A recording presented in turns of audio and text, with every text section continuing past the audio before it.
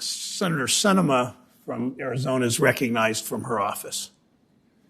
Thank you, Mr. Chairman, and thank you to our witnesses for being here today. As you know, Mr. Chairman, I co-chaired the Senate's Financial Innovation Caucus alongside my friend, Senator Lummis of Wyoming. So I'm very glad that we're holding this hearing today. As we discuss new financial technologies, I want to ensure that we balance common sense protections for everyday Arizonans while creating an environment where innovation can thrive. Undersecretary Liang, it's great to speak with you today and to discuss this important topic. The President's Working Group report on stablecoins calls for Congress to pass a solution to avoid runs on stablecoins and to ensure users have common sense protections to safeguard stablecoin stated value. These objectives align with some of the concerns I raised in our last stablecoin hearing. There's general agreement that this is a noble goal, but it's important to be thoughtful about the solution that we propose. I'm interested in ensuring there are adequate consumer protections to give Arizona consumers confidence in the value of stablecoins, but I also want to make sure regulatory requirements are not overly onerous. We don't want to discourage innovation or limit consumer choice.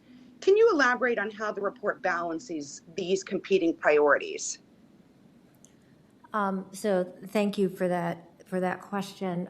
So I think that was the underlying principles of the report, to balance innovation, competition for payment systems, and while at the same time protecting consumers. So our view is that a more clear, consistent, comprehensive regulatory framework goes a long way to promoting innovation and providing choices for consumers.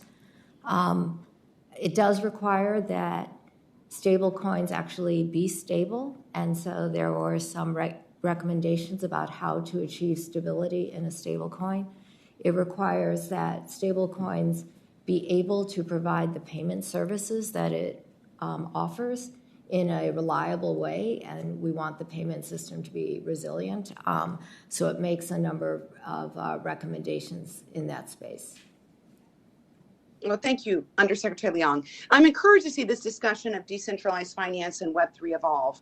I think it has the potential to make everyday transactions faster, safer, simpler, and more affordable for everyday Arizonans. With any new groundbreaking technology, the internet in particular comes to mind, the technology itself is quite promising, though many of the early use cases ultimately don't work and don't make it.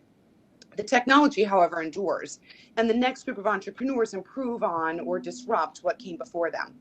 So that's the nature of innovation, and I'm committed to ensuring we have an innovation ecosystem that's a win-win for Arizona entrepreneurs and consumers alike. I see decentralized finance and Web3 in this way. Our job is to think through what works and what doesn't, what helps consumers and what doesn't, and to create common sense rules of the road that provide certainty for everyone. It's important to me that we address some of the short-term challenges with these technologies while also not losing sight of the long game when it comes to the potential benefits of decentralized finance and Web3. Are you and the administration aligned in that thinking on this issue? So I agree that DeFi is growing rapidly. There are many different range of products and services being offered, and the potential for benefits are there. Responsible innovation is absolutely supported alongside of making sure that investors and consumers are protected through actions by the market regulators, the Consumer Financial Protection Bureau, or the state regulators where appropriate. So agree with your assessment. Thank you. Finally, I received a letter from Assistant Secretary Davidson in response to a bipartisan letter I sent in December with Senators Portman, Warner, Crapo, Toomey, and Lummis. Our letter requested that the cryptocurrency provision included in our bipartisan Infrastructure Investment and Jobs Act is implemented in accordance with congressional intent. I'm not encouraged by aspects of the letter we received, including but not limited to an acknowledgement that congressional intent is that cryptocurrency miners, stakers, and those solely engaged in the business of selling hardware or software to allow individuals to control private keys. They should not be considered brokers for the purpose of this section. Providing certainty to these groups and ensuring that a future rulemaking aligns with congressional intent is a priority for me, and I believe it's possible to help close the tax gap while also ensuring that the rules are clear and fair, so that innovators are not inadvertently or unintentionally subjected to these requirements. So my question for you is, we admit that the department will work closely with me and the other authors of the letter to consider development of a notice of proposed rulemaking to ensure that the law is executed as Congress intended.